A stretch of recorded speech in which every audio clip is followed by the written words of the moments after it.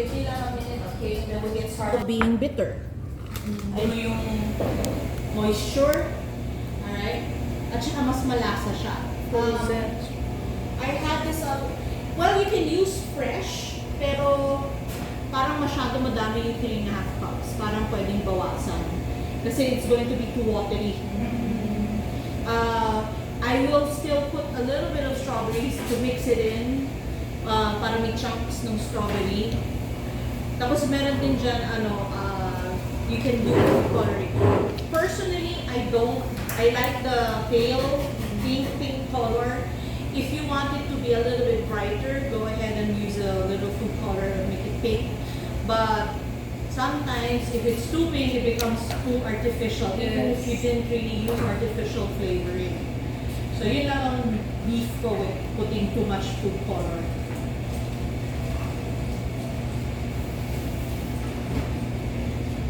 So, food processor or a blender would also work. So all you're going to do is basically chopping up your strawberries. You can come closer if you want to.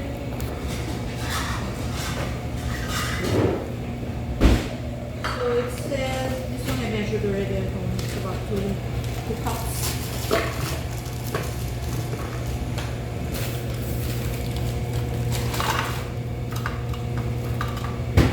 Kaya naman 3 cups kasi hindi mo naman mapuno rin yung strawberries. 3.5 cups.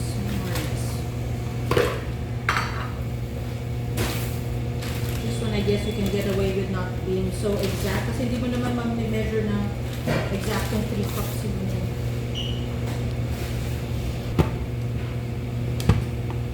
Chef, does this work with your mixed berries? Yes. Yes.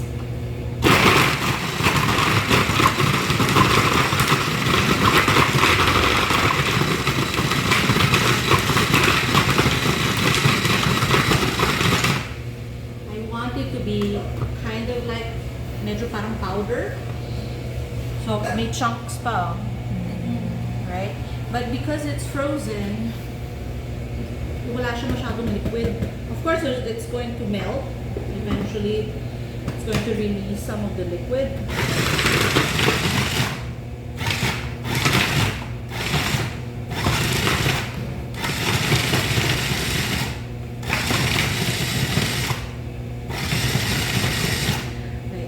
I know KitchenAid is not the cheapest brand around, but the nice thing about KitchenAid is that it lasts you a long time. It's an investment, yes. But seriously, I've had my mixer, I've had it for more than 10 years. I've had this food processor, I don't even know if they may still make this model. I have this already for more than 6 years. So it's a workhorse, you know, it's one that you need to, it's a little bit of an investment when you buy it, because it's not cheap. Like buying the mixer is about, I don't know how much now, it's like 26, I think, or 24. Even this one, the food processor, I think it was about 20 before. But you know, it's one-time investment. I mean, yeah, you can buy other brands, but I can't say that they last as long. Alright. Attachment. So we need 2 cups of cream. Everything has to be cold. Your cream, your bowl, better if it's cold.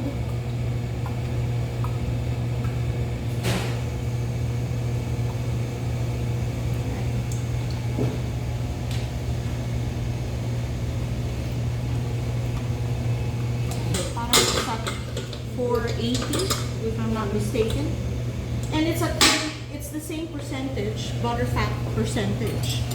So, parla ka na lang.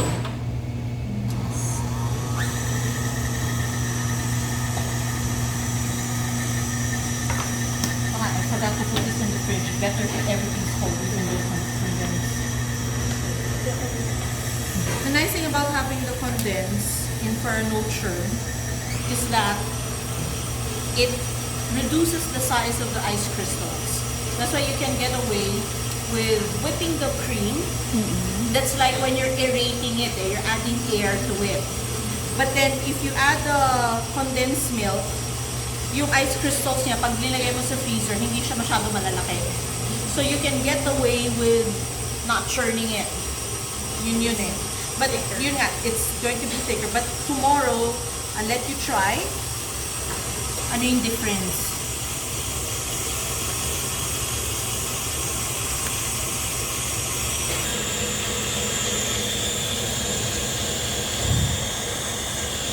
It's gonna be soft.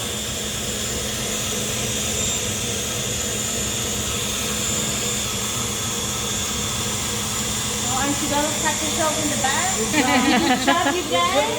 Not bad with the ice cream. All I want you naman is confidence enough that you can do it on your own when you get home, diba? If you have questions, you know, ask Ronaldine, and then she'll tell me or what, you know, it's up to you guys. I'm here to help.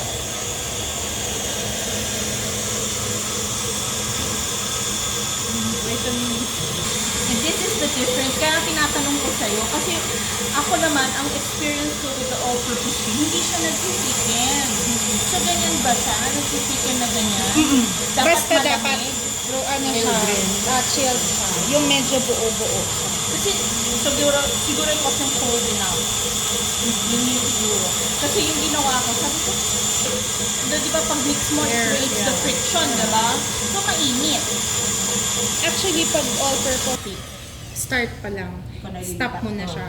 But look, it's holding its curl. Yeah. So it's basically soft fit.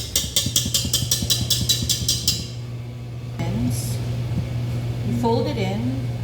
You went through all the trouble of mixing it to put more air in the. You don't want to stir it vigorously. Just fold it in.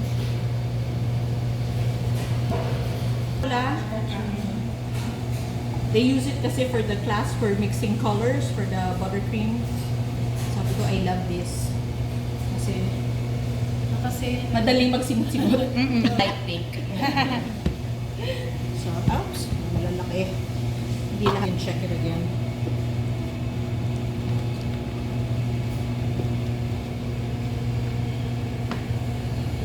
So, pag frozen, hindi pa siya kagad liquid, di ba? If this were fresh, it'd probably be more liquid.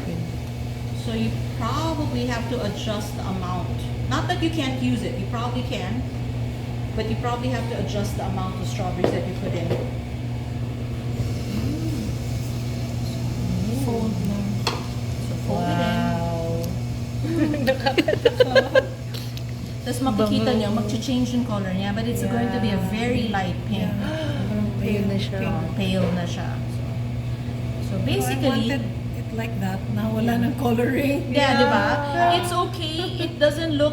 Kasi, di ba, you go through the effort of not adding all this artificial stuff. You don't want people to think that that's all you did, di ba? So, you might as well. I tried one time, I added a little food coloring kasi nga sabi ko, what if? I didn't like the color. So, Sometimes pag ganun, parang it feels... Yung iba ba talagang strawberries na sobrang... right. And then that's it. Oh. I'll just put it on the top na naman. May chunks naman eh. Madami siya actually. Ito naman yung pagka-pink. It's a light pink. Yeah. Very FIC. That's also the Na parang meron. oh, I have raspberry sauce. Tomorrow, when you like it again tomorrow.